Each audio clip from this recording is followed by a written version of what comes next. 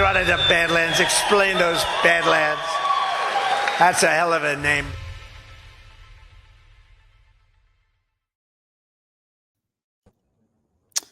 All right. Good day, everybody. Welcome to Breaking History. I am your host, Gordon McCormick, sometimes known as the ghost of Base Patrick Henry. And today, Matt is at a conference in Thailand, as he mentioned last week, and he ended up, I think, getting asked to do a lot more speaking than he originally was scheduled to do, which is great. But that just means that he wasn't available to do the show this week. So instead, we are joined by an old friend of the show, War Hamster, aka Brady. Brady, how are you today? Doing good, Gordon. Thanks for having me on, buddy. Of course. And Brady actually contacted me last week and said that he had some really, really fascinating economic logistics data that he wanted to share. And we were going to do it on his channel on Rumble. But then this all happened, and I thought maybe it made more sense to bring him on here to talk about it on Breaking History. So we're gonna do a little bit of a background to kind of connect why all this stuff that's happening right now that we're going to get into, because this is going to be more of like a current events type show than we normally do. But there is historical connections, and there is, I think, a historical significance to what we're watching. So we're going to jump into that. Before we do that, I'm going to go ahead and knock out one of the ad reads right now, just so we don't get clogged up later. So as people file in. So with that said, let's do the first ad read.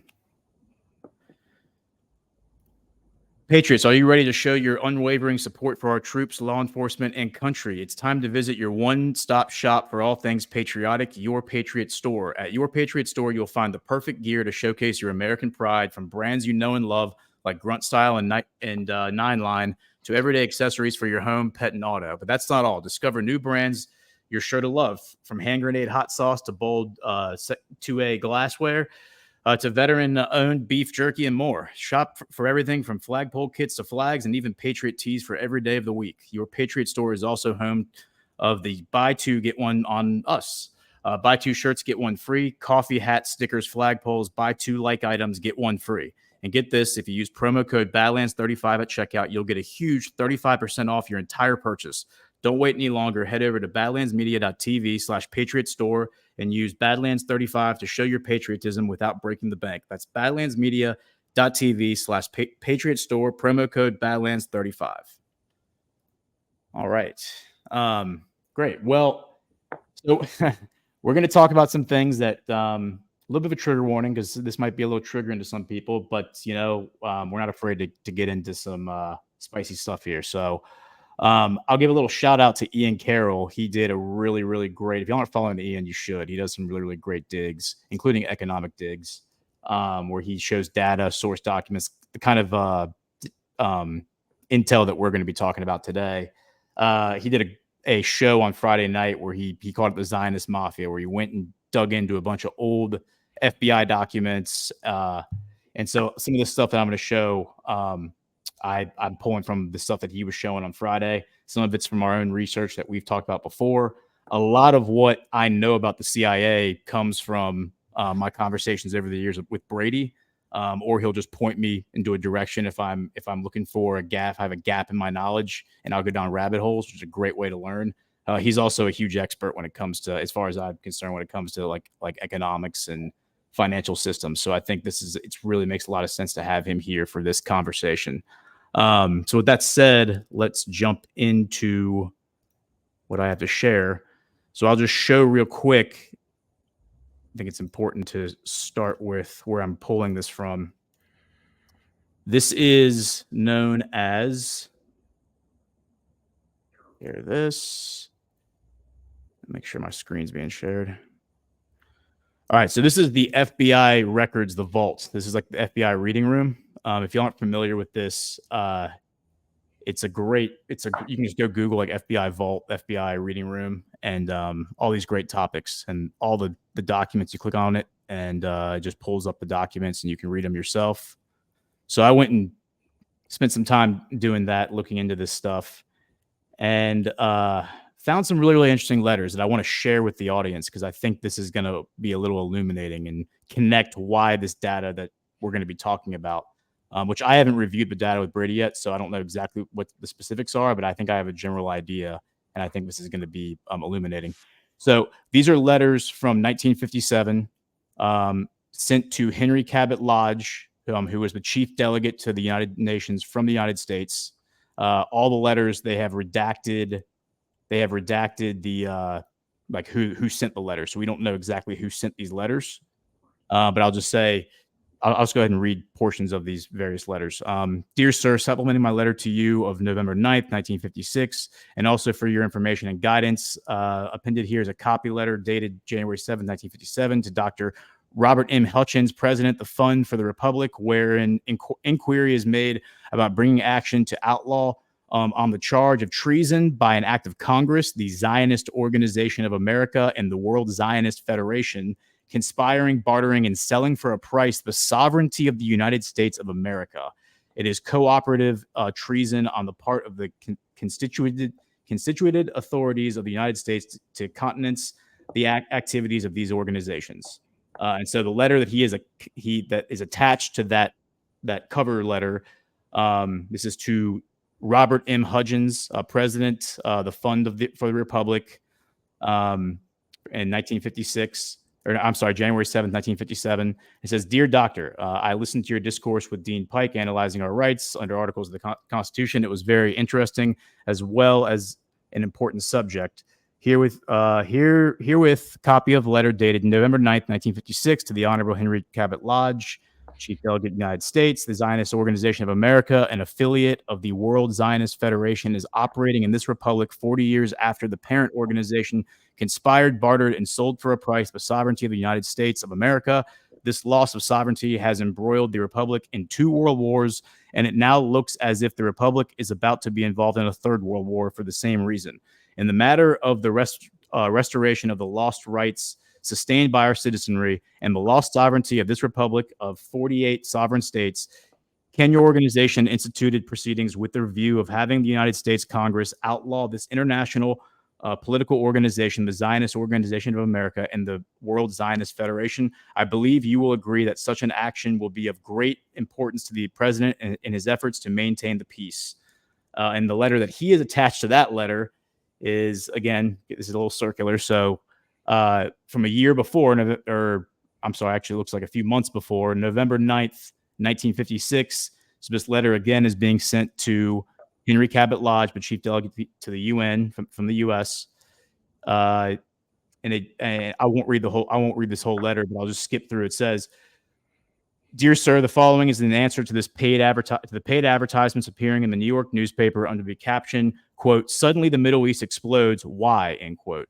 In November 1916, the World Zionist Organization at London, England, submitted a proposition along the following lines to Great Britain. The World Zionist Organization proposed that the organization use its influence amongst the world Jewry to bring the United States of America into World War I on the side of the Allies, provided that Great Britain, in exchange for this service, would set aside the territory known as Palestine, then held under a joint trusteeship by Great Britain and France, and to permit the establishment of the State of Israel in that trusteeship held territory.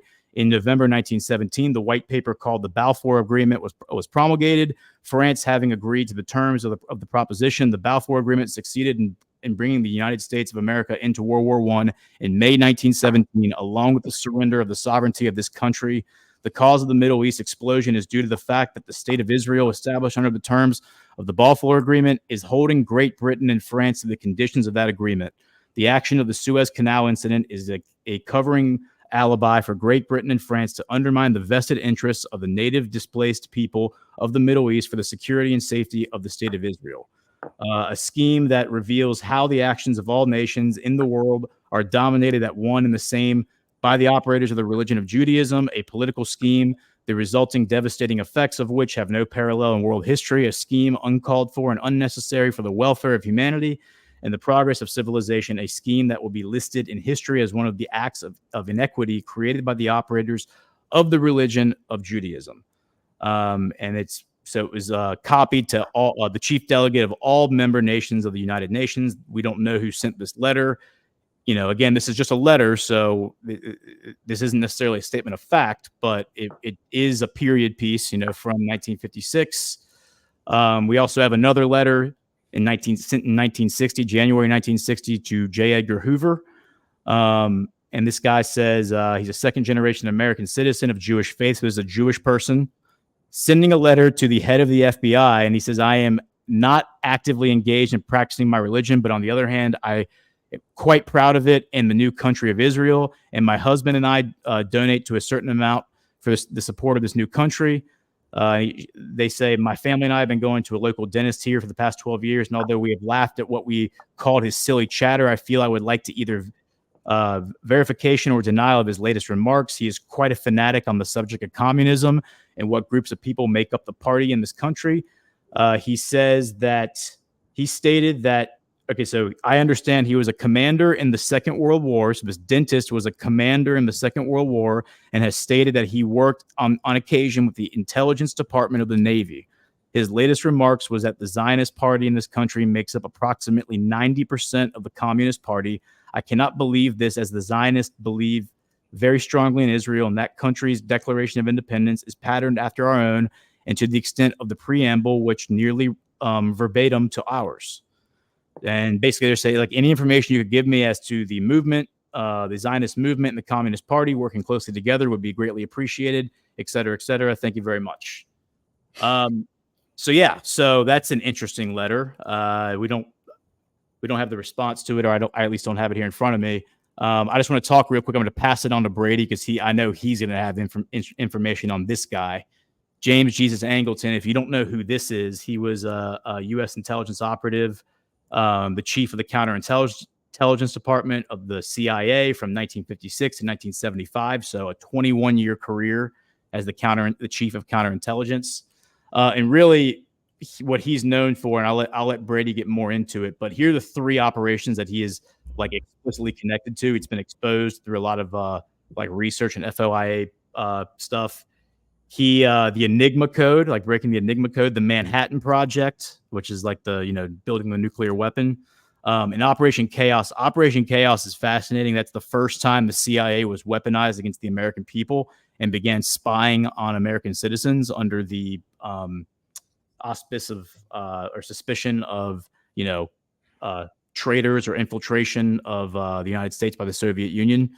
I'm going to pass it over to you, Brady. Before I do, I just wanted to show this article from 2017.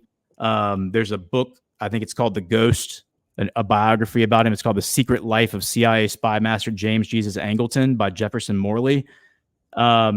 And he goes on to say that Angleton was a leading architect of America's strategic relationship with Israel that endures and dominates the region to this day. More than any other man, the longtime chief of the U.S. counterintelligence made possible Israel's shift, quote, from an embattled settler state to a strategic ally of the world's greatest superpower, end quote.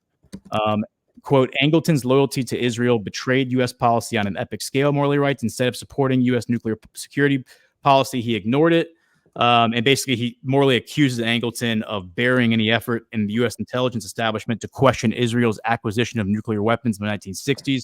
For those who don't know, Israel illegally obtained nuclear weapons. They currently possess nuclear weapons, though they are not allowed to under like international law, like international agreements. They secretly acquired them from the United States in the 1960s. Kennedy tried to stop it. There's a lot of evidence to suggest that Mossad and CIA worked together to kill Kennedy. There's also a lot of evidence to suggest that Mossad was created alongside the CIA, and they basically are like twins that were born together in the same womb. And whose womb was that? That's the that womb would be British intelligence. I think that's what you're probably going to say. Very much so. MI5 and MI6. With that said, I'm going to pass it back to you to lead us on this journey through James Jesus Angleton, and then get into the data that you have. Yeah, before I jump into Angleton, I wanted to it's the timing of those letters, the dates, 1955, 1956. It just happened to be right after we saw the first of the Gladio-style color revolutions in Egypt, before that Nicaragua in 1953, 1954. So when they start talking about the destabilization of the Middle East, it's interesting that those letters are coming right in that time period when the CIA is really starting to stretch its wings. So definitely. And at the same time, you had the Suez Canal crisis. So we can talk about that as well. But why don't we? Yeah, the Suez Canal is going to tie back into what we talk about later. So we should spend some time on that. Yeah, Angleton is just a piece of work. He's probably one of the handful of people.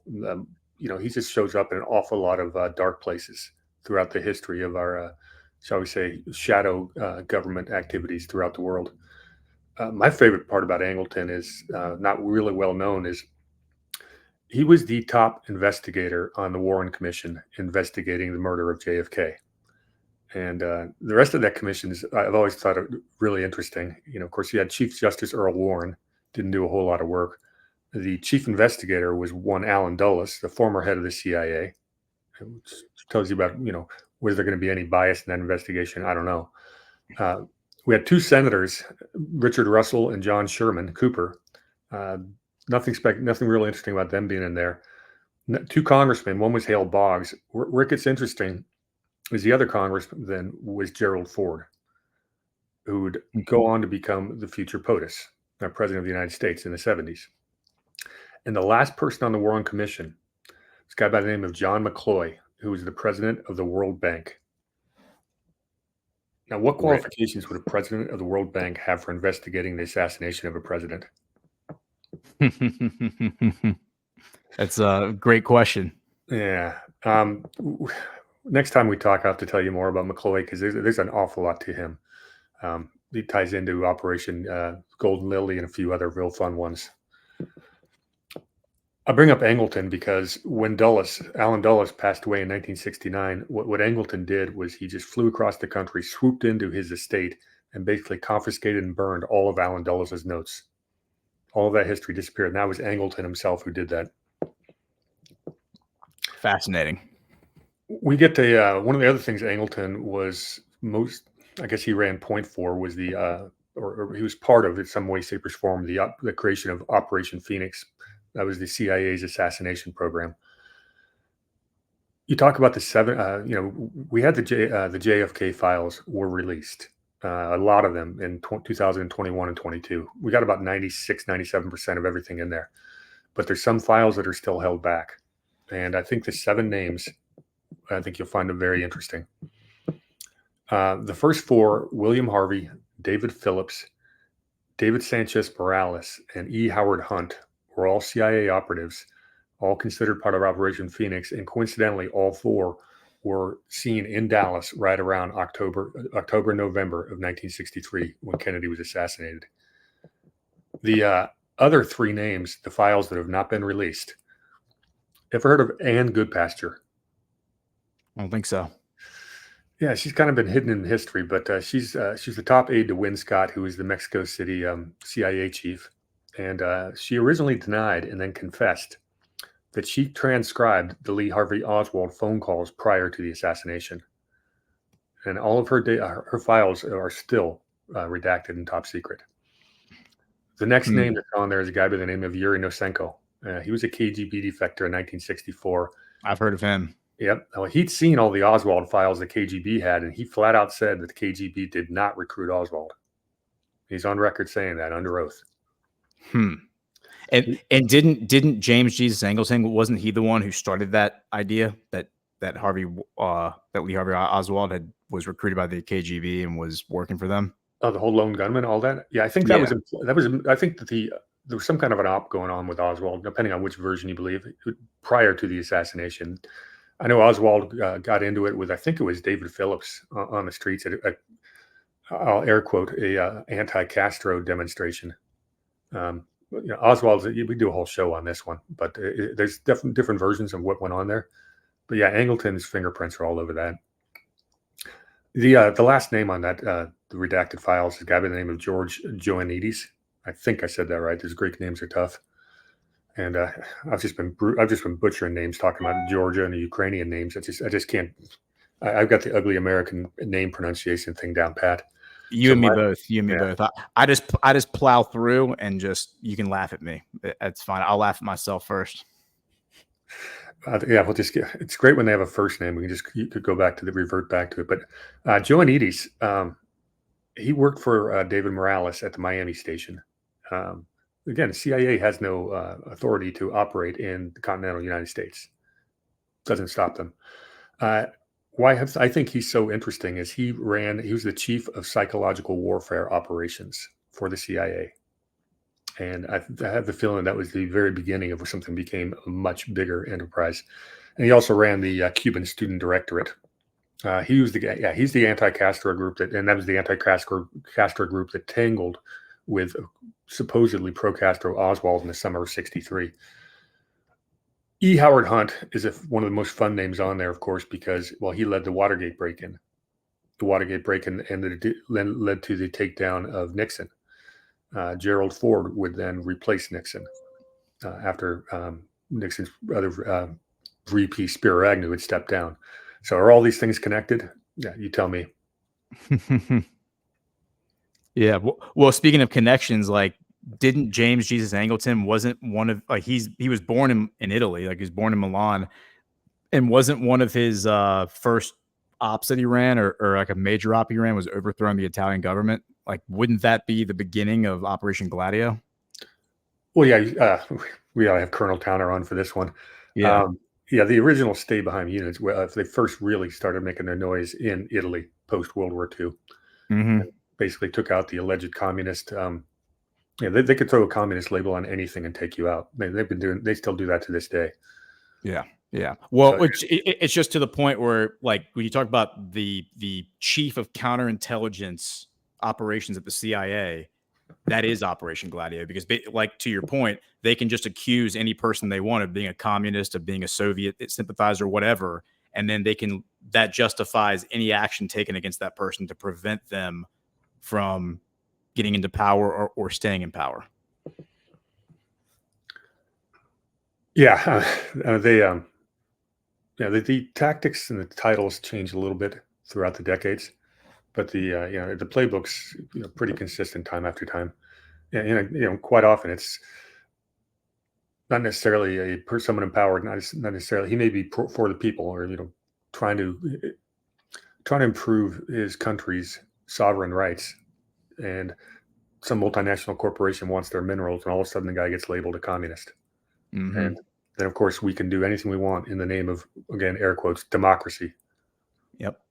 Why are we fighting in Ukraine? Because we've got to save democracy, give them more billions. And how many times have we had that?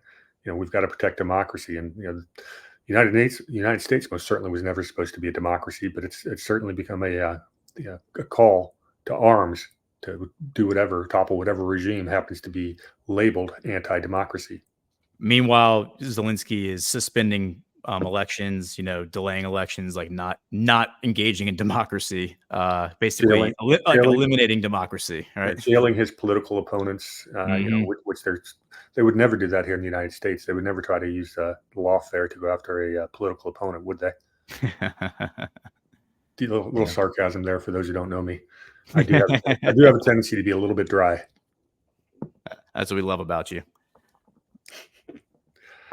Do you want to go deeper into Angleton, or you want to take that in? Yeah, let's kind of dig it. Let's get into the data, the intel. Like, give us some background on this intel. I've been fascinated to hear about this for the past week.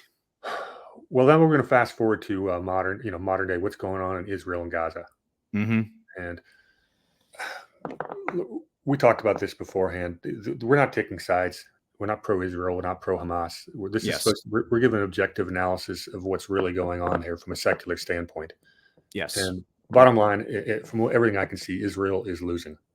Yes. Yeah. And just to provide some clarity on what you just said, the reason I provided that background going into this is, like, on Monday on Badlands Daily, I had talked about how I feel like there's a mafia that obviously controls the U.S. government, this international oligarchy that we all recognize, this deep state. There's a lot of cutesy names for it.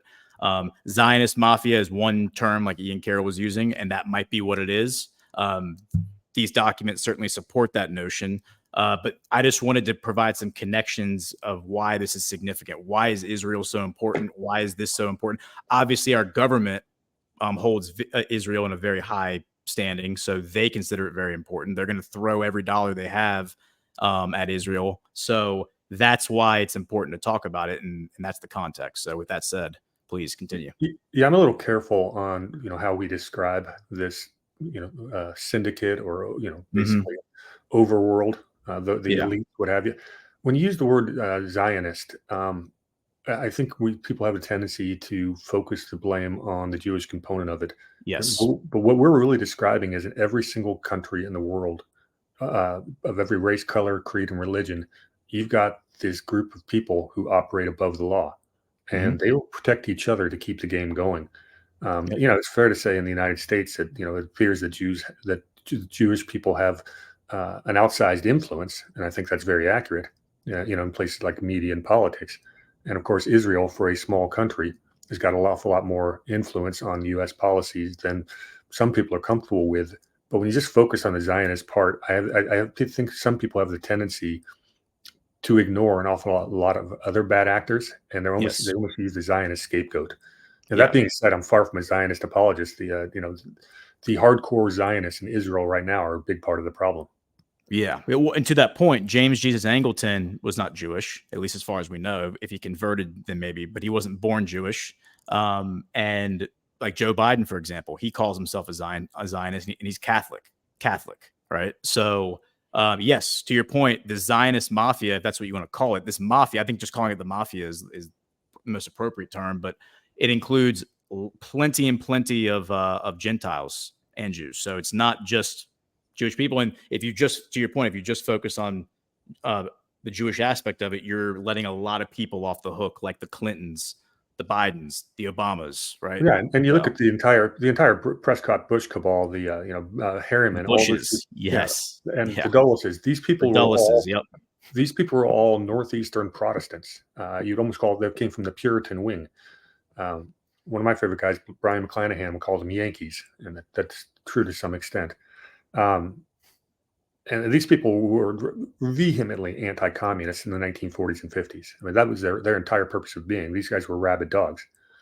And fast forward 30, 40 years, and the same people that were, same organizations that were once pushing one world government of communism are now working together were the ones who pushed, the New World Order of the Bushes.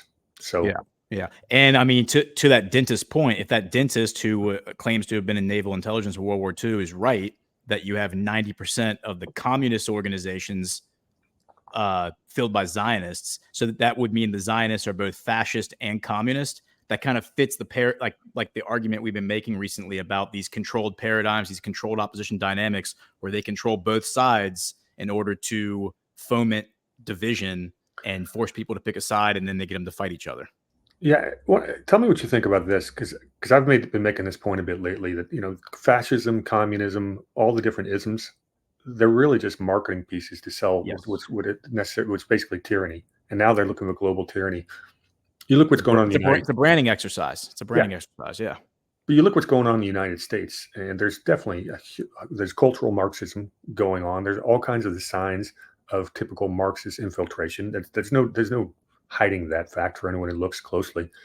But at the same time, this country is really run by a bunch of multinational corporations and oligarchical families who control our politicians of both parties.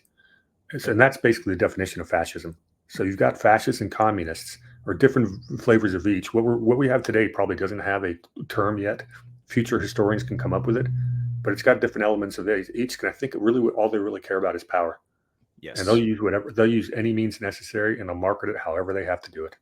Which is why we have to talk about it. So yes, exactly.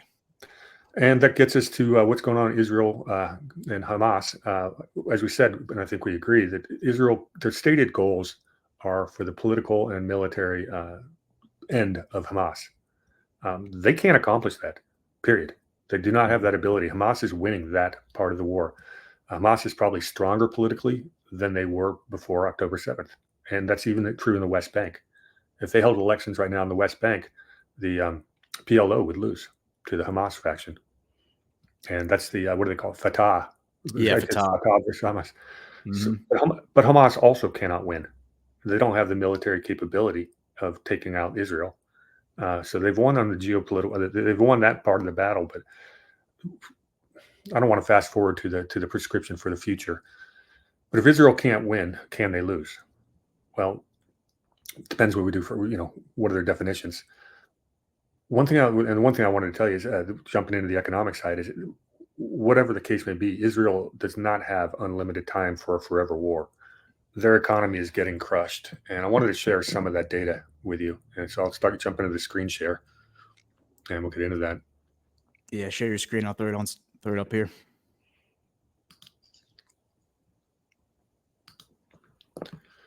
Okay, I want a window.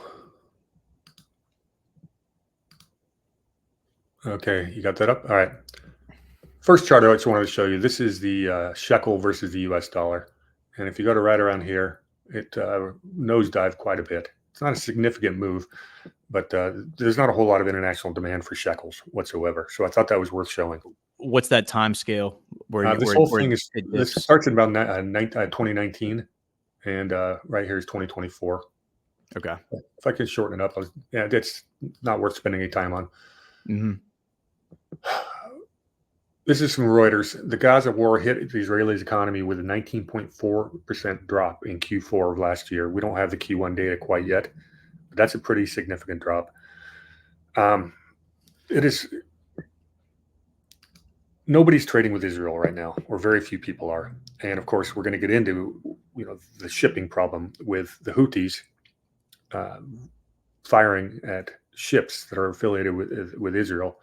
Not a whole lot of ships are going through the Red Sea at all, and they're having a tough time. Israel starts out as not a country that has a lot of exports. Some other notes real quick. Their economy is down around 250 billion shekels already. That's about $1 trillion. They've always been forced to borrow from abroad to offset the slowdown. And now Moody's, let me show that one. I got to get better on the screen share stuff. All good.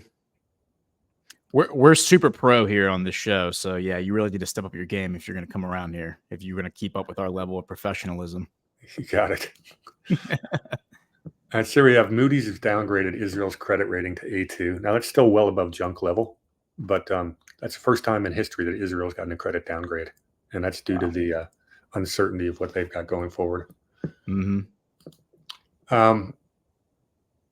One of the one of the problems Israel faces, they don't have a ton of natural resources, so they've got to make money in other ways. You talk about the tech sector. It's 20% of their GDP.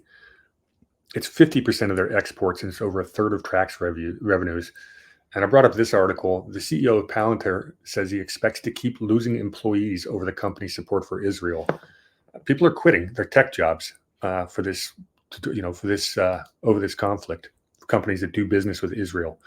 The college campuses, although we know that they're funded from NGOs and not all organic, it's not a student organic uprising by any stretch. There are a lot of people who rightfully believe that what Israel is doing in Gaza is, pretty darn close to being a genocide. Mm-hmm. There are innocent, like I said, we're not taking sides here, besides anybody but the innocent people on all sides. And women and children that are innocent are getting killed throughout this. And, people have a right to be upset, but that's going to hurt your tech sector if you're Israel. And that's true. A lot of the companies that contract with our intelligence community are based out of Israel, I believe, based out of Tel Aviv, like Palantir and others that provide a lot of these software, the software that's used in these tracking apps and tracking data and stuff. Luxembourg's another hub of a lot of those companies as well. Yeah, Luxembourg's an interesting. We ought to do a deep dive, on Luxembourg one of these days. That'll be an episode one day. We'll bring you back for Luxembourg for sure. I'm way behind on the homework there. I'd rather just show up and watch you and Matt get to tear that one apart. I'll jump in if I got anything to add, but I just know there's a lot of, there's a few shadows there. So just back to the economy of Israel. Okay, they've got obviously it's a huge tourist destination, or was. Well, pretty much it went from peak tourist season to zero. So now you've got tons of people out of work. Some of these people are reservists, and they'll go and work for the IDF during the day and then go home and work at night. So they are keeping the lights on with some of their companies. They have a shortage of produce. Prices are up. Many foreign laborers have fled Israel. All their building projects are at a standstill due to the lack of labor. You got blockades and checkpoints just to get from one side of the country to the next. It takes hours instead of minutes. The area around Al-Aqsa Mosque is totally closed. Let's see what else. Jordan and Egypt have slowed their purchase of Israeli products. There's like a 50% reduction in Red Sea traffic. And Turkey announced the other day they've cut all economic ties with Israel, so no more trade from Turkey, which is one of the biggest players in the Middle East, and as far as economy goes. Yeah, and we talked I don't know, do we talk about it when we did a show on my channel about the Turks and the Israelis?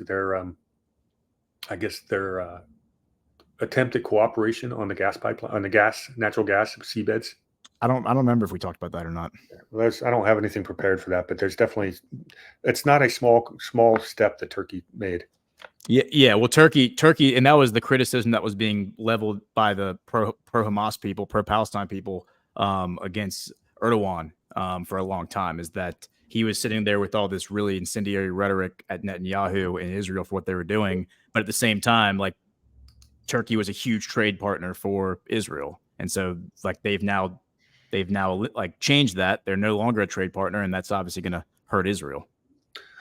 Well, you look at all these all the negative things going on with Israel's economy, and obviously it doesn't sound like a wartime economy. They're not in a position where they can ship their own armaments. Mm-hmm.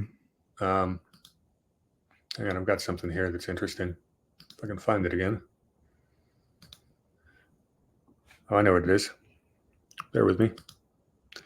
And of course, we're supposed to be shipping our weapons, ammunition to Israel, but now that's been put on hold. And a lot of that has to do with Netanyahu's intent on doing that mass invasion of what is it, Rafah? Yeah, Rafah. Yeah, Rafah. Yep. And that's inevitably going to lead to tens of thousands of dollars of innocent deaths. The other reason I'm going to tell you that this is going to be a limited time is the United States doesn't have the ability to keep shipping ammunition. In fact, we're way behind on our capabilities there.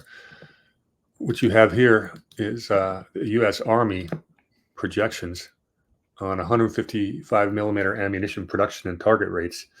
We're down here. We're way behind schedule, and they're thinking by 6 or 8 years we can catch up to what Russia did last year. These are the mortar shells that are very mortars are one of the most probably prevalent bits of ammunition on the battlefield today, and we don't have the ability to produce it. And the United States is halting production. So what's the IDF going to be shooting at Hamas? I mean, it's a good point. They can't produce it themselves. So let's talk about the Houthis and what they're doing.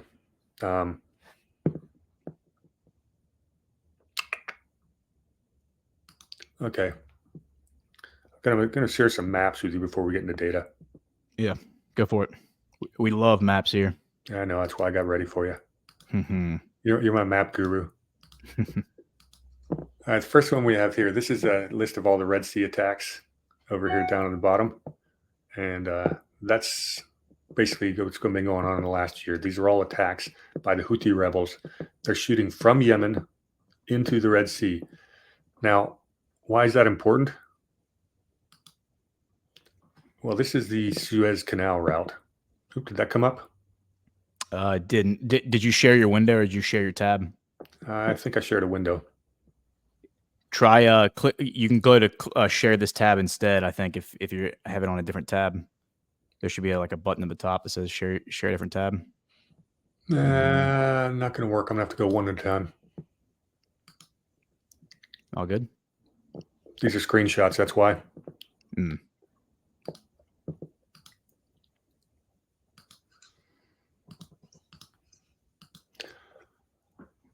All right, if you look at the Suez Canal, which I know you want to talk about, and you can for ad nauseum. Prior to the Suez Canal being built, the trip from Asia to Europe, you had to go all the way around the Cape of Good Hope. This adds something like 19 days in modern day's time to the trip, which is ridiculously expensive.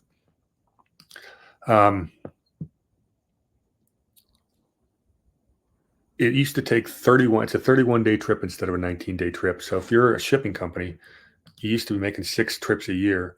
You're down to about 4 or 5, and that really does cut into global GDP. It is problematic. This crisis needs to end soon for the whole global GDP. I want to give a hat tip while I've got it here. A lot of the shipping information is from a YouTube channel called "What's Going On with Shipping." I discovered not too long ago. But if you want to get a lot of this detail, that's definitely one you want to. That's a fantastic channel, and I'm using some of the sources that I got off his channel, and there's a few of them I still haven't figured out yet how to use it. I was trying to pull this map that I had. I can't find it. Man, it's frustrating. But yeah, so to off, and that's the interesting part is to offset. If you can pull that map back up real quick, if you have it, I'll give you a different version of it. Okay. Yeah, pull up the Middle East map real quick. So to offset what's happening here with the Houthi rebels, we've covered this before. The Saudis and the Emiratis, the UAE, have organized a land bridge basically between Abu Dhabi and Israel. So they're paying for it themselves. So the Arabs are getting trucks to ship all these supplies. So now instead of bringing the ships in through the Red Sea to Israel, they're bringing them into the Persian Gulf. They're docking at Abu Dhabi in the UAE, and then they put them on trucks and they ship it across Saudi, across Jordan, and then into Israel. And so they're basically like the lifeline for Israel to make sure Israel can get what they need. And then now you have the Saudis coming out and putting out rhetoric from their foreign ministry, calling this operation in Rafah, this new operation, a genocide, which is rhetoric they have not used before to describe Israel's actions. They have used aggressive rhetoric, but nothing to that level. They haven't called it a genocide yet. And so that is like a pretty big turning point, and a pretty big deal considering the Saudis are kind of the ones holding everybody back, holding all the other Muslim nations back from retaliating against Israel. So. Yeah, and it's one of the really important geopolitical points. Iran showed an amazing amount of restraint with their counterattack on Israel. And I think Scott Ritter is 100% correct when he says that the battle of the deterrence dominance has shifted. Prior to this, Israel, no one could really attack Israel because they always promised they were going to hit you back 10 times harder, and they had the ability to do it with their modern technology. Well, Iran has now proven that they can do the exact same thing to Israel. That is a major shift in the balance of power, but Iran's not doing that. And the reason is they've been trying to turn to the East to shore up economic relations with the BRICS countries, with China, with Russia. The last thing they want is a prolonged war. They need economic prosperity. The mullahs in Iran are not all that popular with some people. They need to show economic growth if they're going to remain in power long term. So it's not in their interest, and it is truly to their credit that not only were they able to do a very limited show of retaliation, but they also sent a message that completely shifts the future balance of power. Israel no longer has a technological advantage. Iran showed that they can hit Israel anytime they want, as hard as they want. And that's despite the best defense the Iron Dome, the United States technology, can produce. And that shifts the power. And I think it really needs to shift Israel's position. If they're going to stay in the region, they've got to start playing nicer with their neighbors. And I don't think that's possible with Netanyahu and his Likud party in power. Nor do I necessarily think the party of, Netanyahu's propped up by absolute, I would call them religious hardliners. They've got their kids, instead of having their automatic 1 year or 2 years of IDF service, they get a 5-year exemption so they can go study at religious schools. Well, these people those are the kids that are getting called up as reservists. Those are the ones who do not see the people of Palestine and Hamas as humans. They're the ones who will commit atrocities. They are hardliners. They are religious fanatics, and they are they have a lot of influence on Netanyahu's party. and it's. I don't know if we can get peace with Netanyahu, still having his position. Yeah, well, it's a good point. And there's, I've been tracking a lot of the day-to-day stuff going on, and it's interesting. We have a much more like binary view of politics here in America because we have the Democrat and Republican Party.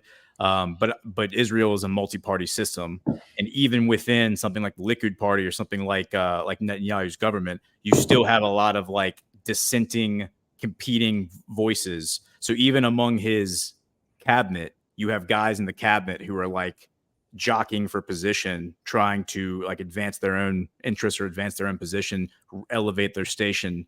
So you get a lot of like these infighting, a lot of like conflicting reports, a lot of like accusations, name calling, guys resigning.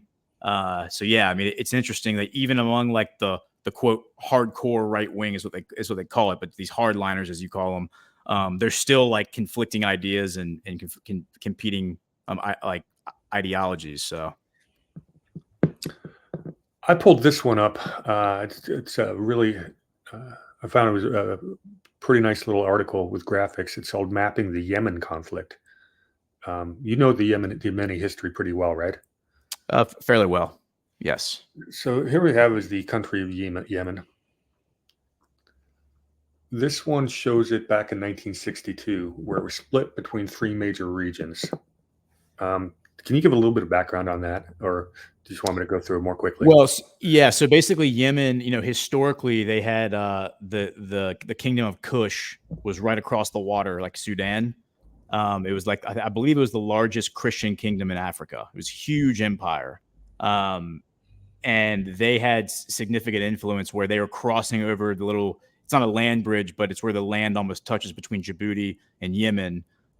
They would cross over there, and so you had this huge enclave of Christians in southeast or southwest Yemen for a very, very long time, for centuries.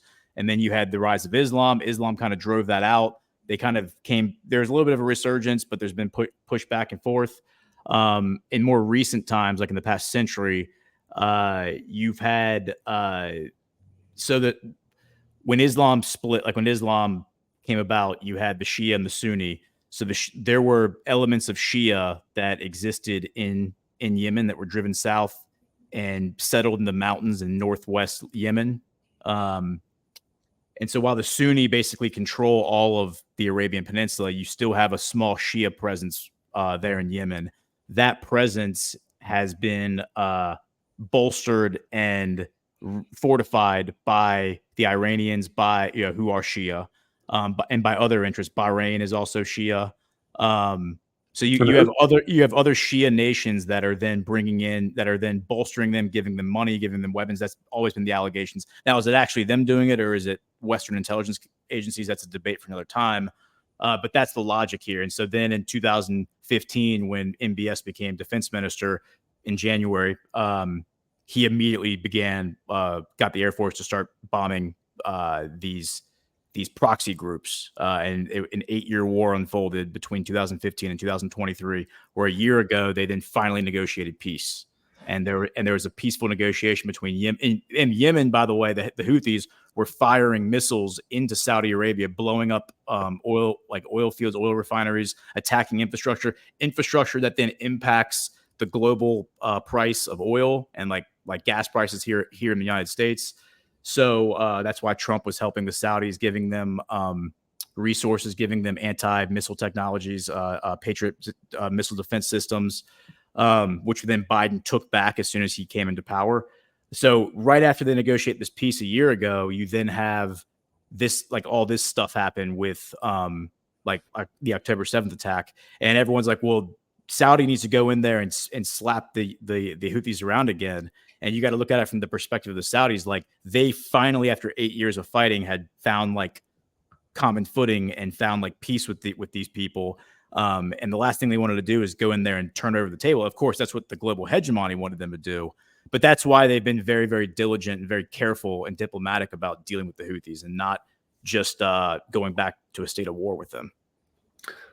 The Houthis, that's a Shiite militia. Would they be Who would they be related with? Would that be like an ISIS branch off, or who would you say that they're? No, ISIS is a Sunni like a Sunni organization. So the Shia, like you would connect them kind of like the mullahs of Iran. Like that's how they've always been connected, like politically in recent years, in the past decade or so, to like the mullahs of Iran. So that's how they're connected.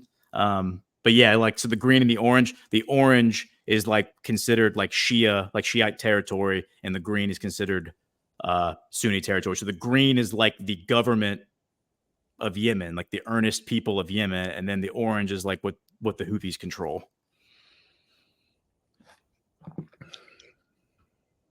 Man, that's another version of the same. Next one I have up there. This is PortWatch. This is a fantastic database to know anything that's going on anywhere on the seas. I've got a membership and I'm still learning how to use it. So I'm not going to jump into this on your show and experiment on it because it'll be fumbling around. But I wanted to bring this. This is from the IMF, and it's a really powerful tool. Is that like the plane tracking software, but for ships? Same darn thing, yeah. It's just you need a paid membership to get all the really fancy tools.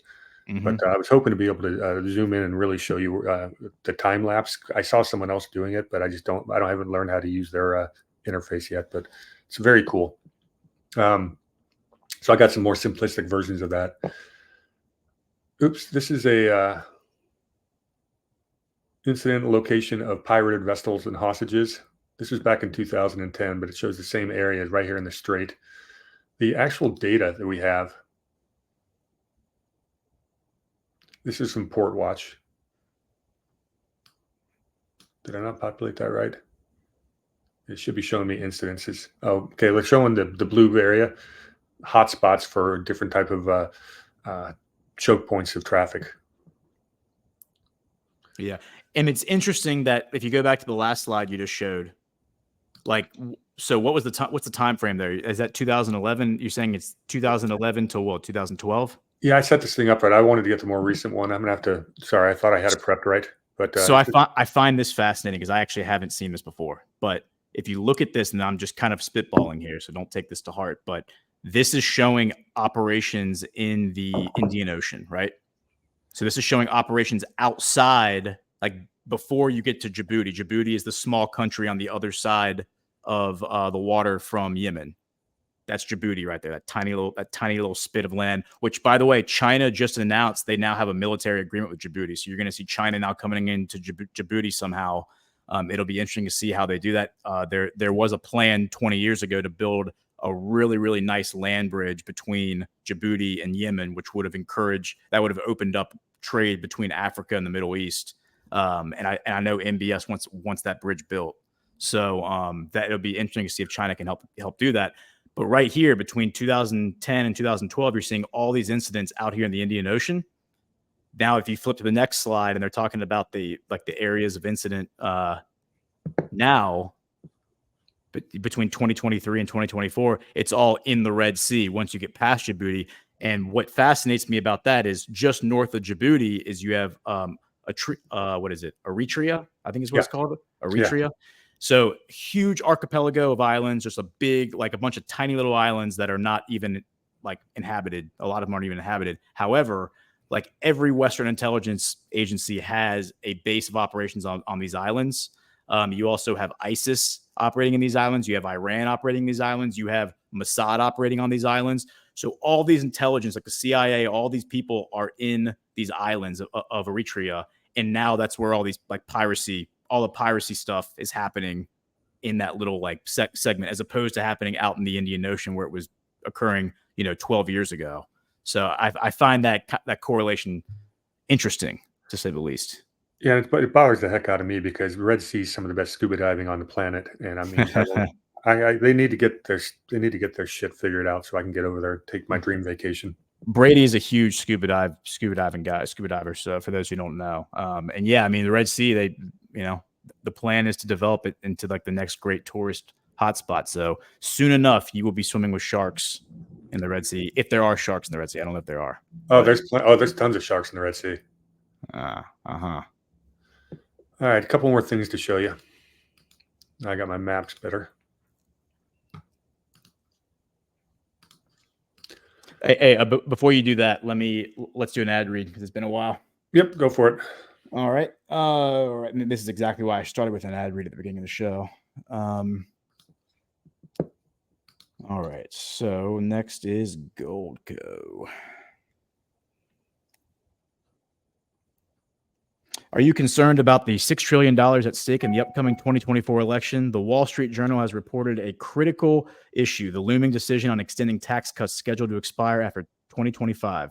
Republicans advocate for extending Trump's tax cuts, while the Democrats lean towards letting them expire and increasing taxes on top earners and corporations, potentially creating a massive $6 trillion gap. But fear not, there's a way to protect yourself from this impending threat. Join the thousands of hardworking Americans who are taking proactive steps to safeguard their savings. Visit badlandsgold.com to claim your free 2024 gold and silver kit and fortify everything you've worked for. You may even qualify for up to 10% back in bonus silver, but hurry, supplies are limited. Don't leave your financial future to chance. Act now to diversify and shield your savings against uncertainties ahead. Get your free 2024 gold and silver kit today at badlandsgold.com and take control of your financial destiny. And then we have a produced ad. I'm going to play this video real quick. We got Energy Technologies.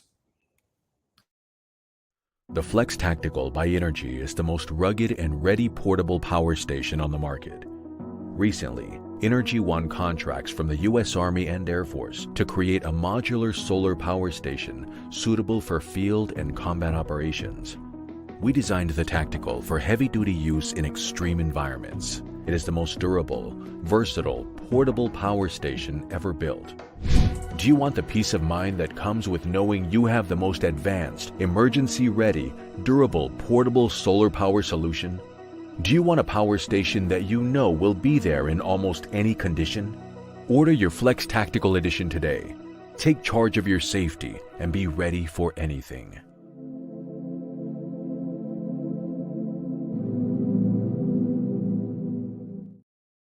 All right, Energy Technologies.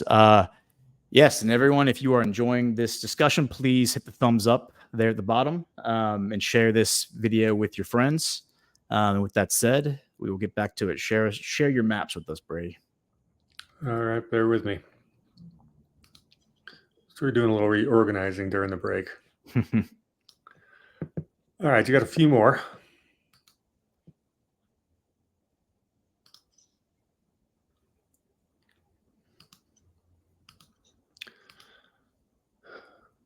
All right, this right here is a list of all the maritime security threats off of that area we've been looking at. And this starts in November of 23. We got to December. You've got UAV attacks missed, UAV missile attack, UAV sightings, attempted boardings, threatening on Channel 16. It gets more escalated. More missile attacks. But a lot of these missiles are missing. This is coming from the Houthis, but some of them are hitting. Another UAV attack shot down by the warship. This stuff is happening February 2nd, February 6th, February 6th, February 6th, February. You can't have maritime commerce when the Houthis are sitting there taking pot shots at anything who might have a 10% owner with a little bit of Jewish connection, and that's what they're doing. And they've got real-time information on which ships they're shooting at. But what are we looking at here? About 148 just in the last 6 months. UAV shot down and ASBM missed. That's an awful lot of bullets to dodge if you're trying to run a ship. So would you spend the time and do the extra 12 days to go around the Cape of Good Hope? Yeah, probably. I mean, think about 180 days in 6 months. Like 6 months is 180 days, and you're saying roughly 150 attacks. So that's almost an attack every single day. Yeah. Yeah. And that's going to mess with supply chains all over the world. Mm-hmm. China can't be happy about this. Mm-hmm. So what are the people doing to fight back against the supply chains? This map here shows what the EU naval force, European maritime awareness. This is basically what the EU and NATO has done and put their ships in here to try to protect it. But you notice this is all encircling. Nobody's touching this whole strait through the Red Sea. Can you zoom in a little bit on that? I'm not sure this one zooms. I can do it the old-fashioned way. Yeah, do it the old-fashioned way. See if that works. There we go. Is that a little bigger? Yeah, it's a little bigger. There you go. So up top left, you've got the Frontier Operation Indala. Don't have any details on that. Frontex is, got to look that up. That's a acronym for one of the multilateral nations' naval efforts. What's interesting is the combined EU naval forces in the Mediterranean, and more importantly, over here off the Strait of Hormuz.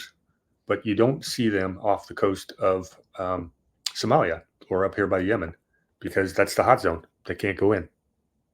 Even the United States Navy, the most well-equipped, their carrier groups, are staying out of harm's way, which means they're not protecting ships, and it's problematic.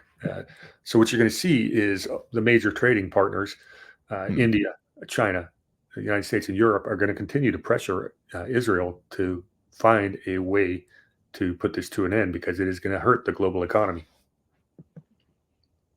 Yeah, that's man, that's pretty fascinating. It's fascinating that you don't have U.S. warships, because they talk about U.S. warships being in the area all the time. I feel like they report that in the news, but to your point, it's like they're not showing up in these whatever these maps that are showing the strategy.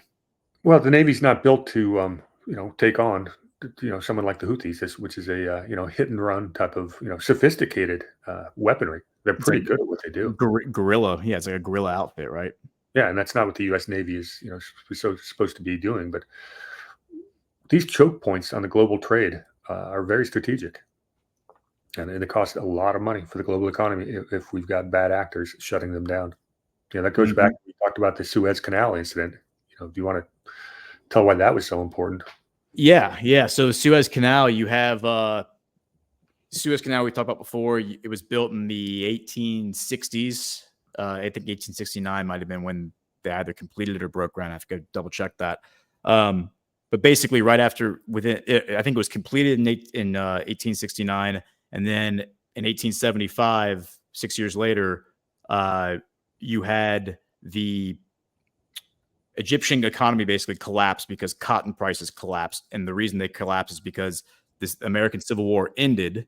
You had cotton from the South flood the global market, drive the price of cotton down. And that was like what the Egyptian economy was based on, because you have Giza cotton, as Mike Lindell will tell you all about, coming out of Egypt. And so because of that, they had overextended themselves. They'd over leveraged themselves in borrowing to buy in their shares to build the Suez Canal. They had partnered with British interests, and so their British partners came in and bought up all their shares and ended up buying and owning the Suez Canal. And then there was a military operation where I forget the guy's name, but he was brought. We talked about him before. He was brought in to by the British military to basically be the advisor commissioner of Egypt, to make sure, because Egypt was bankrupt, and he was there to make sure that basically to make sure that they were going to pay their debts and to shake them down.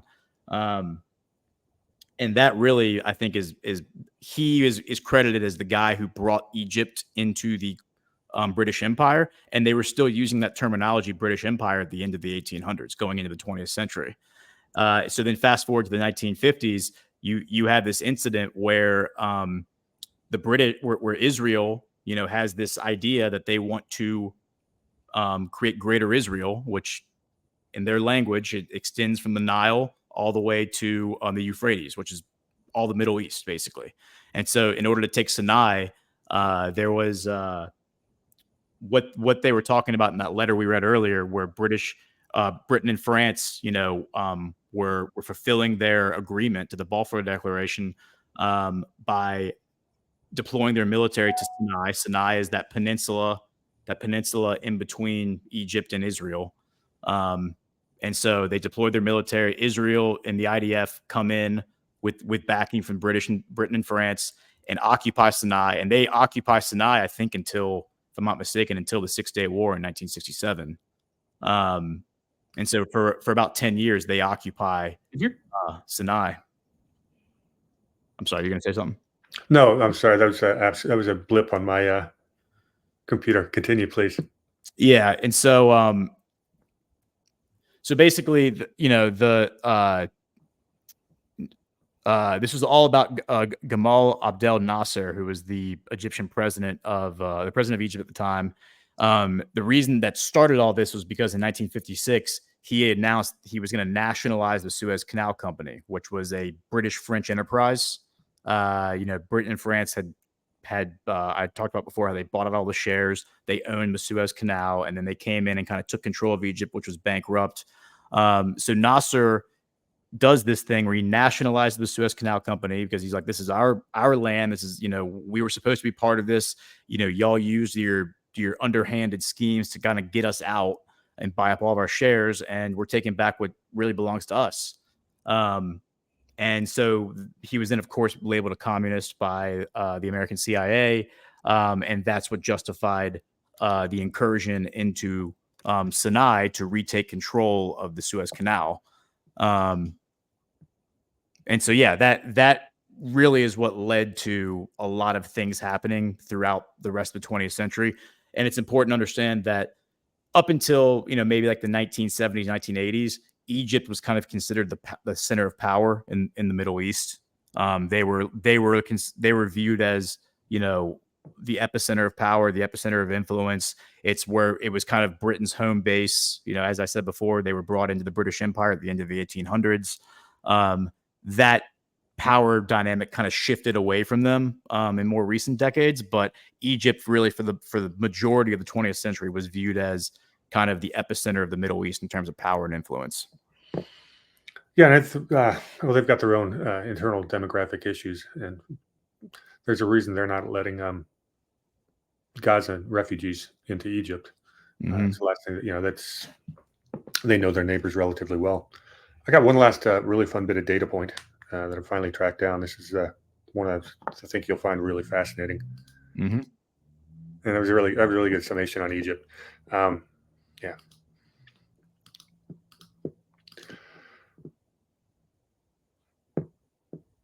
Oops, you got that one popping up?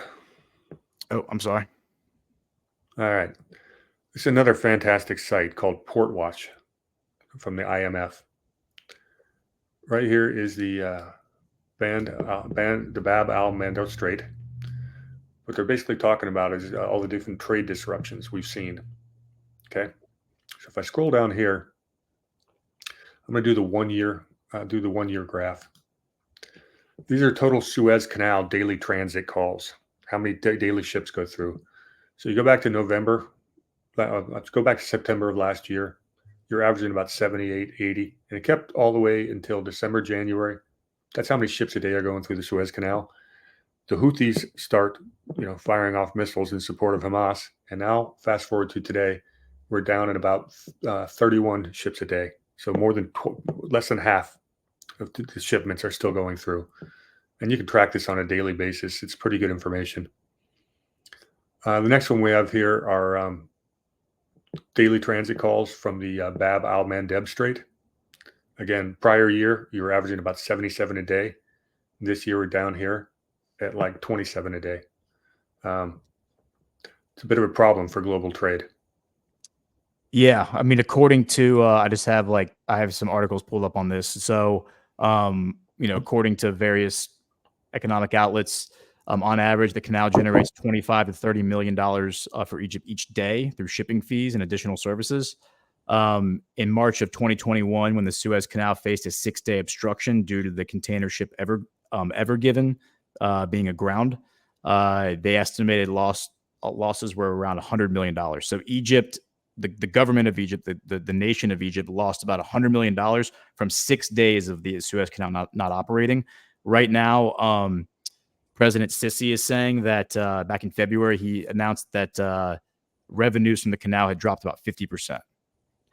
Yeah. So, they are losing a lot of money by the situation. Egypt, is losing a lot of money from the situation. And where's it going? It's going around the Cape of Good Hope, and you can see this. Obviously, this is the southern tip of Africa. Basically, we're averaging 43 ships a day, and now they're way up to 80. And you don't see exactly where they're going, but that can't help but be inflationary for the globe. And I think that's important. And how much time do we have? Because I'd love to get. We can keep going. We can keep going. I mean, normally like 2:00 is our, like, we could try to do a hard stop at 2, but anytime between now and then we can wrap up. So Cool. Because I got some other fun economic charts to show you. If you want to wrap this stuff up, I want to jump over to the United States and show why we may not have the ability to continue to support Israel, at least in a military standpoint. yes, lay it on us. All right. Well, this is the part where we have to give the disclaimer. This is not financial advice. This is not, we are not giving tax, investment, or legal advice. Please do your own due diligence and consult your own tax, legal, or financial professional. Thank you very much. I've had to give that one just a few times. I do still carry my security licenses, so I've got to be careful. We are not giving investment advice. Of course. All right. First thing I want to present, something we all should be very much aware of.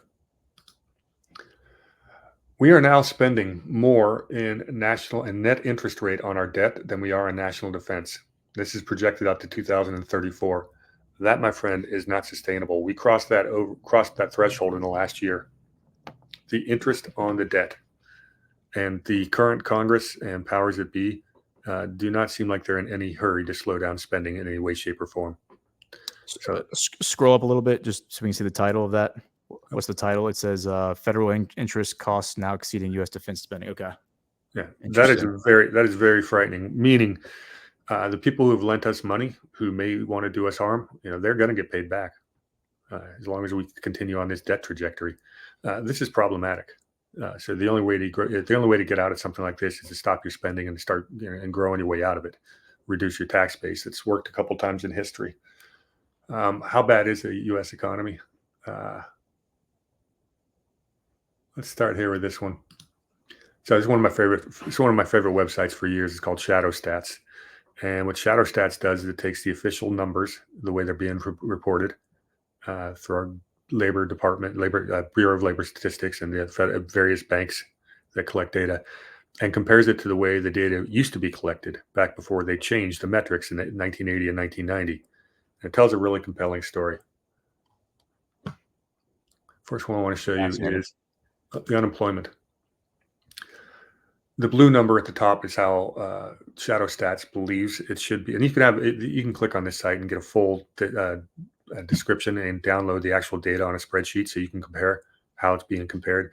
But basically, when it comes to unemployment, they've just redefined who's employed and who isn't, and an awful lot of people who aren't working have just been redefined out of the equation. They changed the denominator, but we'd actually be sitting on an unemployment rate of over 25% right now, and during COVID, it would have been 35%. And for comparison, that is Great Depression levels of unemployment. If you want a moderate read on the employment number, this is sitting right around 6.5%. And this is how the U6 unemployment was, which used to be the headline number, and they changed how we reported that. So that's a little problematic. This headline number of under 3%, well, that's because they basically whitewashed a bunch of people out of the equation. Yeah, and I mean, the blue and the gray seem to be a lot more realistic than the red for sure. But even like the red, I mean, our unemployment is, by their ridiculous new definition, is still like, I don't know. It looks like it's climbing up there to like the 2009 level. I mean, if you look at where we were in 2009, 2010, it's pretty crazy. Yeah, well, if you really look behind the employment data over the last several months, first of all, they have to revise it down every 30 days. So these headline numbers are it's worse than it was during the Obama and Bush years in terms of trying to make things seem better and then quietly revising them later. This last year and a half, we've seen it worse than ever. But the actual employment, air quote, gains that have been made, they've been almost all part-time work and not full-time. You've had almost all, and the full-time jobs that are being added are either government or healthcare. That's where we're adding. So it's basically just piling on our debt. And you cannot do that forever. At some point in time, it's got to be the private sector growing. It's not happening, Gordon. This next graph is the U.S. employment to population ratio, which I think is a much better measure of employment. It takes the number of people employed divided by the whole population. You can't fudge that number too much. See how it ramped up consistently from the 1970s to about 2000? Mm-hmm. You know what caused that? What's that? Women joining the workforce. Interesting. Yeah, so that's the big gap. So now if you look at where we went down to here, we're basically down to about 60%, which is the equivalent of where we were in 1980. So basically 44 years of women joining the workforce. And so now it's fair to say that the female population in America is about as fully employed as it's ever going to be. If you're a woman, want a job, you're working. Back to 1980, that was not the case. So this number would be, if you took the women out of this and just did the male employment population ratio, it would be down here during in COVID era. There's an awful lot of people not working. That's problematic. Very problematic. Okay, of course, we've got the U.S. debt clock. Everybody should be familiar with. I bring this up again because we were at 22 trillion 8 years ago. We basically added 50% of our debt in just the last 8 years. And that's that pace, it's starting to go exponential. It's got to stop. With this kind of debt, you cannot continue to play Game of Thrones on the geopolitical chessboard and you can't throw billions of dollars at Ukraine or Israel or Taiwan or wherever the next flare-up is going to be. You will cease to be a world power if you continue this. Oops, what did I lose on the Federal Reserve? I had a chart up. Oh, here it is. I already did that one, sorry. Money supply. What's keeping our economy going? We just keep on printing. This isn't the best graph. In fact, let me shorten this one to make it really seem hyperbolic. From 1990, we had M2 money supply. How much money is in circulation? It's about $3.2 trillion. Right now, 30 years later, we're at about 20.8 trillion. Sorry, 20,841. Thousands of times percent in money supply. That is what's keeping the economy growing. That's why the Federal Reserve continues to issue bonds, and our money supply keeps getting out of control. This cannot go on indefinitely. You'll end up as Zimbabwe, who, by the way, apparently is going on the gold standard. And I can't help but notice that in 2020 is when the graph basically goes vertical. Yeah, that's COVID. Yeah. And the pre-COVID budget, it was bad enough pre-COVID. I mean, love him or hate Donald Trump, he was not a fiscal conservative by any stretch. And you can't blame him. It's Congress's job to pass a budget, which they failed to do for 13 straight years. They have not actually, it's only been a series of continuing resolutions, but it's ridiculous how irresponsible they're being in DC. Just they're giving out, you've heard the pork spending. What is it, Rand Paul, Happy Porkmas every year, goes through the entire budget and just rips out like 100 things that are absolute waste. Yeah, I mean, certainly not what the founding fathers intended Congress to be doing. It's criminal. It's criminal. And then in 2008 when they passed quantitative easing? Isn't that when they introduced quantitative easing? Yeah, well, that was to fight the financial crisis. The other thing that came into effect in 2008 is what's called the Plunge Protection Team, and that's where the Treasury, Federal, and several of the Federal Reserve banks and some of the major banks, they've got a group of little people, crisis team, where they got ability to do all kinds of market manipulation manners to protect the systemically important financial institutions or the markets themselves in the case of a run on the banks. That's why you have these trading curbs if something drops too fast. All of this is to prevent panic.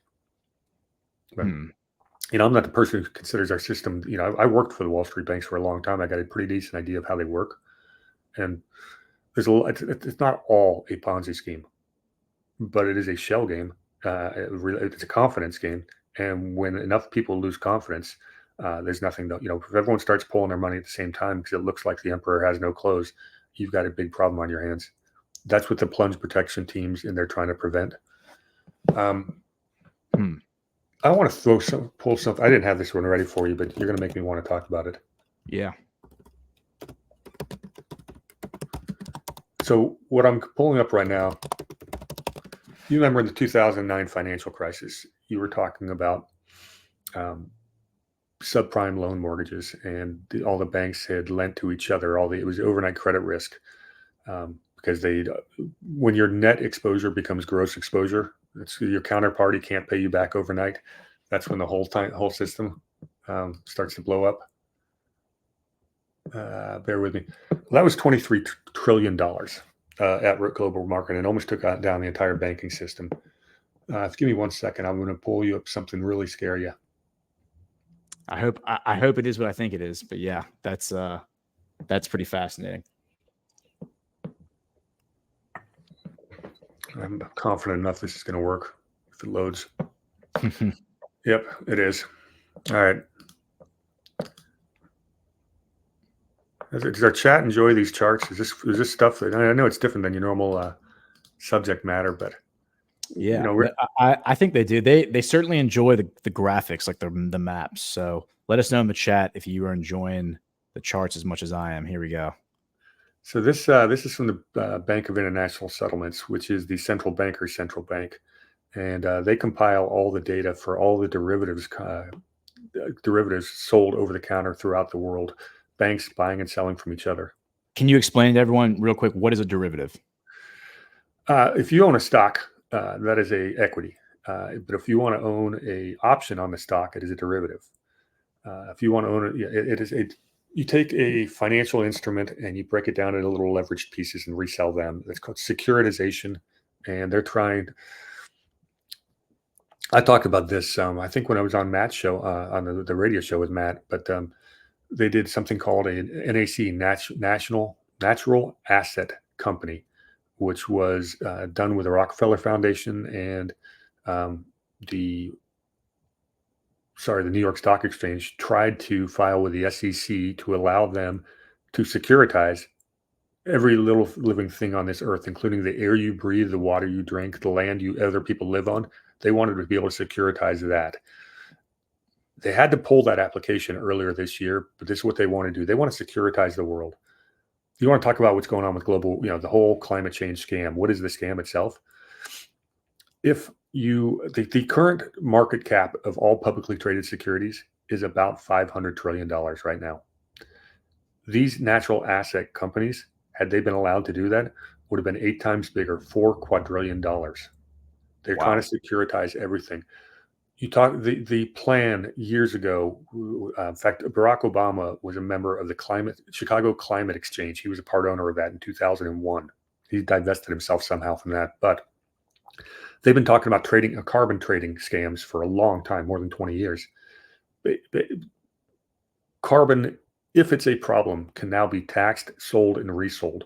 But what if carbon is not a problem? You just created a multi-trillion-dollar industry. It's a tax on every other industry in the world that only the people that own these climate exchanges are profiting from. And then they can turn around and they can sell them to each other like they do with the mortgages, right? Is that what you're saying? Exactly right. That's securitization. And what happens? It's such a scam. It's fine doing overnight securitization. Look, it's overnight repo. That's how banks work. If the Bank of Gordon and the Bank of Brady, we lend each other money overnight and then we settle it. But if all of a sudden I start to get bad credit, you're going to actually ask me to post more collateral or ask for charge a higher interest rate, one of the two, because I'm not as secure of a lender as I was the day before. That's what happens. Your balance sheet gets weak. Well, if we're in a circle of like 10 different banks doing that and everybody knows that I'm having problems, they're all going to ask me to post security, post more collateral, which means I'm going to have to sell some of the stuff that you were lending me, that you were using as collateral. It becomes a daisy chain. It rolls downhill. The domino effect happens. They always tell you it's okay because if you owe me $1 million and I owe you $1 million, it nets off. But if we both owe $1 million, that's $2 million gross exposure. And if they all default, the whole thing goes up in smoke. That's what happened in the great financial crisis. What I'm showing you here are the derivative swaps. These are Forex swaps. These are foreign exchange. That's the interest rate ones I was trying to find. Interest rates should be down here. Is it fair to say then that derivatives are like the difference between a derivative and a stock? Like if I go out and purchase a stock or I go out and purchase a derivative, the derivative is like a bet. Like I'm gambling on the future price of the stock as opposed to the price today. Yeah, it'd be a call option. Okay, call option. Okay. Yeah. So you can either buy 100 shares of Microsoft or you can buy one contract which gives you the right to buy Microsoft at a specific time at a specific price. That option trades itself on the Chicago Board Options Exchange. In fact, somewhere around, I don't know what the number is now, 50 to 60% of all the volume on the New York Stock Exchange is initiated on the options change trades. And these market makers at the options table, they are always going home delta neutral, meaning They'll be long a call, short a put. They've got near zero net exposure. That's their job. They're trying to make it on the teenies in between. Use the old expression. Mm-hmm. But people are trading this. They're using it to hedge their positions.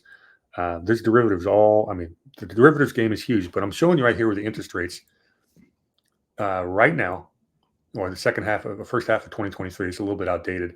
Just in interest rate swaps alone, that's $465 trillion worth of exposure to the OTC market, which is almost 30 times, almost 20 times higher than the great financial crisis of 2009, which was at risk. So if this stuff ever pops, it's game over for the financial system. And now, so talking about derivative swaps, what would cause it to pop? Because I've talked about this before. Why don't you explain to everyone in layman's terms what would cause it to pop? Well, when it comes to interest rate swaps, all markets are supply demand. If people no longer wanted to buy the U.S. Treasury, the interest would start to spike. Well, these banks are hedged to interest rate. You saw the banks that failed last year. A lot of that's because their Treasury bonds that they held went down in value as interest rates went up. Their collateral dropped. When your collateral drops, you've got to come up with more collateral or cash. Otherwise, you can't lend overnight. So if interest rates start spiking unexpectedly, if the Federal Reserve loses control of that, and the market just says, "Hey, U.S. Treasury now needs to be 10% instead of 5%, because otherwise we won't take your money," a lot of these banks are going to say, "Hey, wait a minute, we don't have enough collateral. We can't. You don't have enough collateral. I'm not going to lend you anymore." It's the domino effect. Remember, there's an inverse relationship between a bond's price and its yield. And if nobody wants your bonds, you're going to have to pay more to get the loan. Mm-hmm. Yep. And that's what a spike in interest rates is probably the scariest, one of the scariest things that can happen economically to us. But there's many other derivatives out there. I mean, there's currencies, all kinds of derivatives on currencies. Did I show you? Yeah, I did show you the. You know what I found out the other day? The Silicon Valley Bank, the one that failed last year. Yeah. You know who the law firm was who was representing them? Sullivan and Cromwell. Sullivan and Cromwell. Yep. How about that? Sullivan and Cromwell, for those who don't know, is the law firm that the Dulles brothers were working for, like during World War I. Basically, they all went on to become the CIA. They were doing like intelligence work for the government and for other organizations before there was a CIA. Very nefarious place, it seems like. Yeah, they were doing the legal work to prepare for the coup of Hawaii in 1898. Sullivan and Cromwell were there. I remember we first, that was a few years ago, we first started talking about them. Yeah. They were also the first law firm on the scene when Sam Bankman-Fried got his stuff seized. Do you remember that one? I didn't pick up on that. That's fascinating. Yeah, that was the first name that popped off the page when they said they're going to have some conservative lawyers go in there. Mm-hmm. And I started reading there were two firms. The second one was Sullivan and Cromwell. I go, okay, the game's up here. We know what's going to happen here. You knew something was, I don't know if I did this show on that way back in the day. I should have. I think we talked about that back when I was doing the glitch. Who knows? Yeah, you probably did. But fascinating. Sullivan and Cromwell, man. It's crazy they're still around. Because Brown's Brother Harriman Bank has turned into what are they called now? They turned into another bank. Well, part of it went to Bear Stearns. Yeah, part went to Bear Stearns, and the other one went to I'll look it up. But anyway, I'm sorry. Continue what you were saying. Oh well, I think I lost my train of thought. I was trying to think about all the different bank mergers, how these things have changed. JP Morgan merged with Chase, and for those who don't know, Chase Manhattan Bank was the bank of the Rockefellers, and JP Morgan was a rival for years and years. So to have those two 80 years later, 100 years later merge, it's very interesting. Anybody who's followed me knows that I find a Rockefeller under a lot of different rocks. So, yeah. So, well, I guess let's talk about kind of wrapping things up. Let's start talk about how we think that this could what does the future look like? You were talking about maybe how do you what do you think happens? What's your speculation? I mean, I know it's we don't want to prognosticate too much, but I mean, how do you think this all goes down? I mean, we're not trying to cultivate financial advice here or anything like that. It's just more of how could this situation in Israel start a domino effect that potentially maybe creates the mandate to reform our financial system into something that is a lot more positive and optimistic for the future? Well, I think escalation into a World War III scenario would obviously be a potential trigger. I don't think that's a very likely scenario anymore, based on what we talked about earlier with Iran's restraint.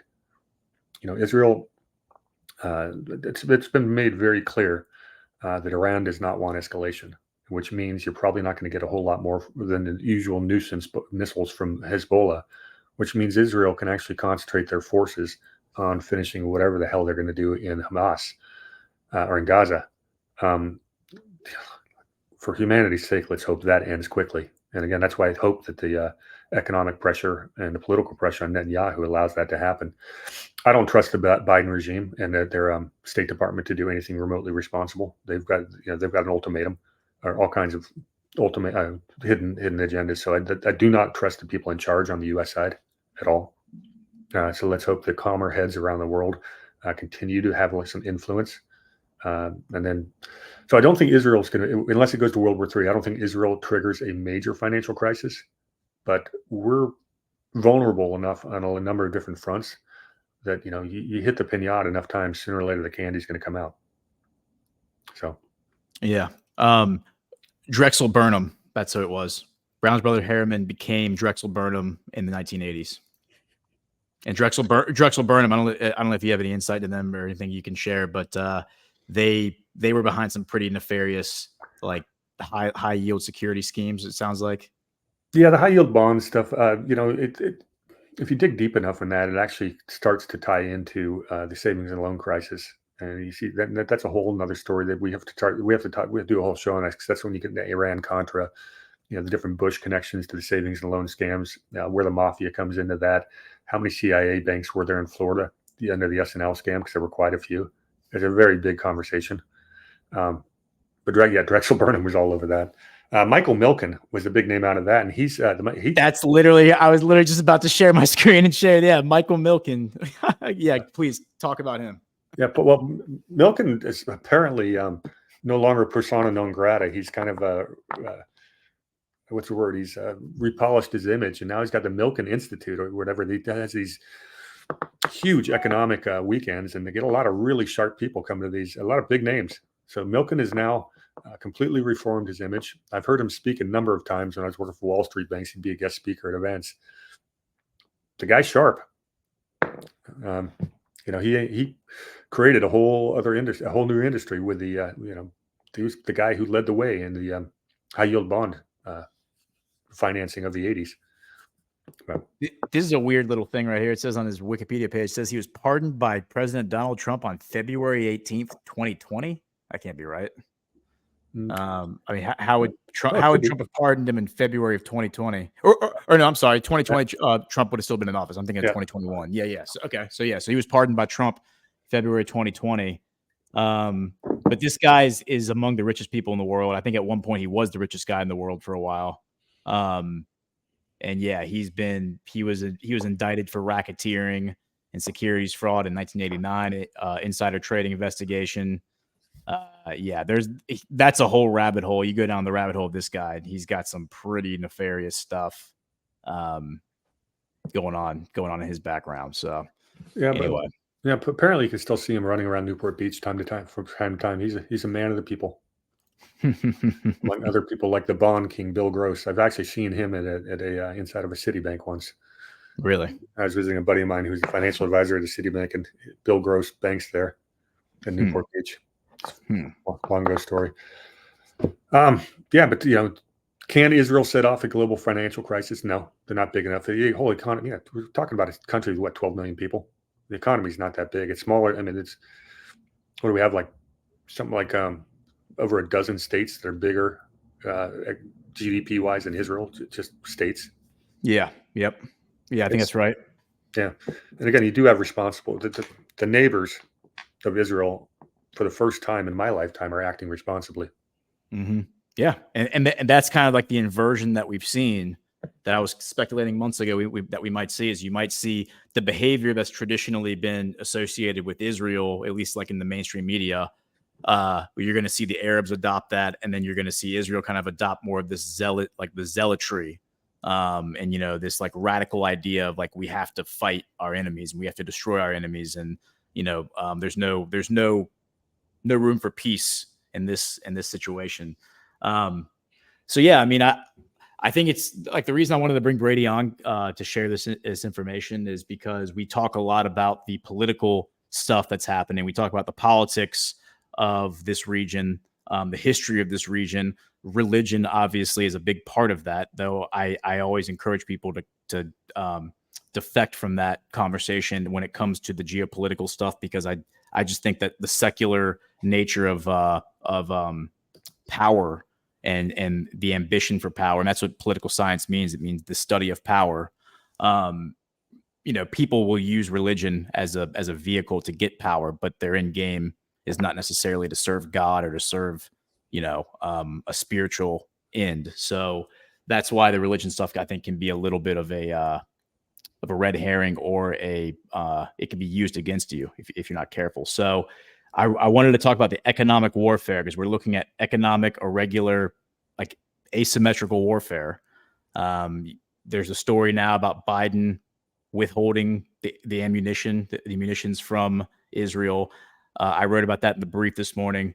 I actually view that as a kind of a smokescreen, because the real story is today, Wednesday, May 8th, there was supposed to be a official report released from Israel or from the Biden administration on whether or not they believe that Israel violated international humanitarian law at all at any point during their Gaza incursion. And that report's been delayed. And so I suspect that we're going to see that report come out soon. And so everyone's talking about the munition thing, but they're not talking about the fact that this report has been delayed. And so the report's going to be one of two things. Either the Biden administration is going to come out and say, yes, we do believe that humanitarian law has been violated and that Bibi Netanyahu is responsible for this and his government is responsible for this. And that's going to, you know, kind of throw Bibi Netanyahu to the wolves, the sharks that are encircling him, not only internationally, but also within the Israeli government and within Israel. He has plenty of rivals within the Israeli government.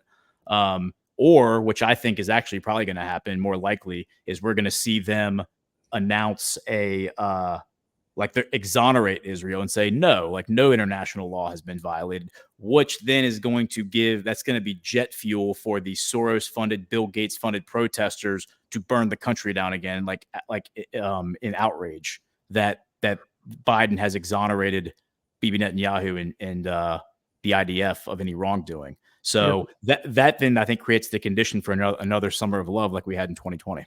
It's going to be different than summer of love because you're going to, in 2020, you had the entire Democrat, basically the party of minorities, a bunch of different small factions all grouped together with some congruous ideology, which basically is their lust for power.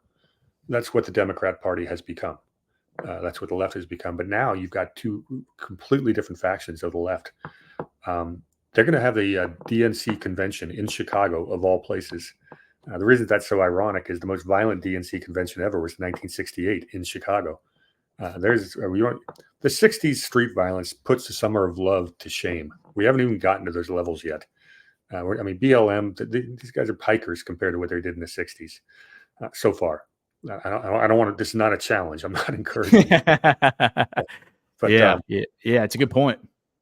The pro-Hamas crowd, the full-on burn it all down communists have exposed their colors. Well, you also have an awful lot of other special interest groups that would be in the left camp that do not support that. You're going to see a splintering there. And I don't know how the DNC manage. They've got a challenge ahead of them. And look, is Biden even going to be their nominee? We'll see. Yeah. Arguments have been made that he won't be, but like the fact, like watching them talk about removing him and then not being able to remove him, that's an interesting dynamic. I'm going to play this last ad. It's a produced video. And then we'll come back. We'll do final thoughts and then we'll do hit a few rants. Great. Sounds rolling. All three cameras. We're good. Standing speed. Is there any regrets that you have in life? I should sit here and say, I got a lot of regrets. But when I look back on my life, And I understand the lives that were lost. I mean, I'm sitting here with you. And I can tell my story. Former National Security Advisor, Lieutenant General Michael Flynn, pleaded guilty today for lying to the FBI. He was one of the most respected generals in the military. He was, by definition, the most dangerous possible person for Donald Trump to hire. Really brilliant military career, serving 33 years. Why was he being so elusive? Mike Flynn told the truth and faced life in prison.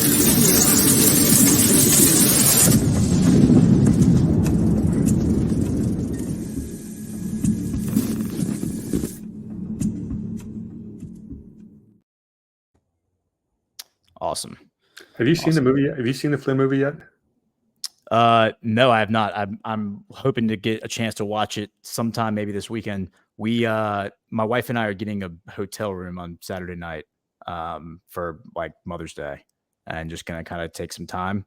So, I mean, obviously it's like, we'll be spending time alone, but maybe with the kids not there, I might have some time to, watch a documentary, because I'm eager to see it. I got to meet the guy who made it, Adam Riva, in Dallas a few weeks ago, and he did a great job on the Badlands, the new Badlands documentary. I don't know if you've seen Time of Deceit yet. I did. I actually watched that when they aired it live. I got like half of it, and I caught the rest of it later. What'd you think of it? Pretty good. I mean, it's stuff that we've talked about all the time, but the presentation quality, production quality is great. Yeah, and there wasn't anything. There's always something new, a different angle. But in our circle of the internet, it's you're not going to find some new revelatory thing, but the production quality is great. And the whole purpose of making these is not to inform someone like you or myself who's done a lot of research, is to take someone else who basically spends their time doing other things in life and say, look, it's time to wake up. And I think it'll do its job there. That's exactly I got a chance to, I think I met the producer there too, but I got a chance to spend some time with General Flynn himself in Tulsa. Really? It was, he's, I know there's people running around saying Flynn's the Antichrist, and they all seem to have the exact same sponsors, and they all seem to show up about the same time, but you don't need to get into that here. Yep. I'll say, when you look at a guy like General Flynn, and I was, when he was doing Q&A with a lot of other content creators, it's not necessarily how the guy answers something. It's not what they say when they answer, it's how they answer it and what they don't say. And my gut instinct tells me that guy is just as legit, 100% solid as a rock. I mean, I get the genius behind what he does. And he's soft-spoken. If I got to bet on one guy, being someone who I would, without being privy to any inside information, thinking is absolutely a good guy. Yeah, I'm on General Flynn's team. That's exactly how I feel. Very, very well said. Very, very well said. All right. With that said, we'll start with the boost, and then we'll go to the rants. So the boosts, if you go to badlandsmedia.tv, and then you click over here on support Badlands, it'll bring up a new screen. And we have one boost this week from Joseph Fawcett, $5. Hey there, guys. Please bear with me. I am high functioning autistic. I sometimes don't say clear enough for others. I like your show. I think it is really needed in our community. Gordon, I can see you have been doing a lot of studying of the Middle East issues. When you get to Israel, you don't understand their history well enough, at least their ancient history, the beginning of the chosen people, which is told and explained to the ancients through the Torah, through the writings of Moses. Without getting into everything, you cannot dismiss Yahweh out of the entire history, even to this hour. Joseph Fawcett, thank you for that boost. I completely agree that you cannot dismiss the religion stuff. You cannot dismiss the ancient history. My only stipulation would just be, my caution would just be to understand that people walking around today, and you can say, the devil, you can say whatever, the devil knows the scripture as well as anyone. These people understand scripture as well as anyone. And, don't put it past them to weaponize that knowledge against us in order to deceive us into believing something that's not happening. Remember, Matt and I have talked about the rise of the Messianic sects of Christianity in the 1800s, and how all of these different groups, a lot of them all trace back to London, were convincing people that they were living through the end of days and they were going to see Jesus come back in the second coming during their lifetime. And every single person who believed that was wrong, every single person, because they didn't while they may have been living through the end of days, we may be living through the end of days. I acknowledge that. They were convinced that they were going to see Jesus come back, and they never did. So you can imagine that when you get somebody in that mindset, how they may suspend their logic or their reasoning, their rational thinking, and justify in their minds things like war, famine, genocide. Because we're living through the end of days, man. Jesus is about to show up. So this stuff's all supposed to happen. These people are supposed to die because it's written, it's written in the scriptures. Just caution yourself, because those ideas and those belief structures will be used against you. So for people to achieve secular power here in this world today, let's go do some rants. We have a few. Let's see, we have one from Boozer20, $9, a little for the cause. Thank you, Boozer. We really, really appreciate that, and appreciate everyone's support and watching the show. Brady, do you have any closing thoughts as far as this whole episode goes? The financial stuff, Israel, the Middle East, the future of our economy. Yeah, one of the things that nobody's really been talking about lately, and maybe this is by design, is when was the last? People have been a lot quieter about the central bank digital currencies, and there was in headline news for a while, but there's been a lot of distractions. We're not talking about it, and darn well they haven't changed their plans for that. You got the emergence of BRICS as an alternative currency. You've got the United States losing a lot of face on the world stage, and the EU probably going to have weaker ties because of the potential splintering of NATO. That doesn't mean they're going to stop doing the global digital currency, but it's not going to be global. There's going to be currency competition, and I've always said competition is a good thing. It keeps the government honest. That's why I'm such a big believer in having your capital have the ability to cross state or international borders. So we have tax competition. If you've got competition for where a currency is treated fairly and where it's not treated fairly, as in what the United States is doing, the sanctions with Russia right now, they're trying to break all kinds of international law by giving all the seized Russian assets, the earnings on that, to Ukraine, which is, it's already a failed nation. Their demographics are shot. Anyway, just to wrap it all up, let's not keep our eye off the curve of the global digital currency and be prepared for that. But it's not necessarily a bad thing if the dollar does fail or stops being the global reserve currency. But I just want to give you one last screenshot because I think this is a really powerful thing to take away. This graph right here shows what all developed markets and your current account balance, which is basically your trade deficit or trade surplus. And if you divide that by your GDP, it puts you up or down on the scale. If you take away the United States' role as the dollar's role as a reserve currency, the amount of spending power the United States would lose is somewhere between 27% and 57%. That is a huge deal.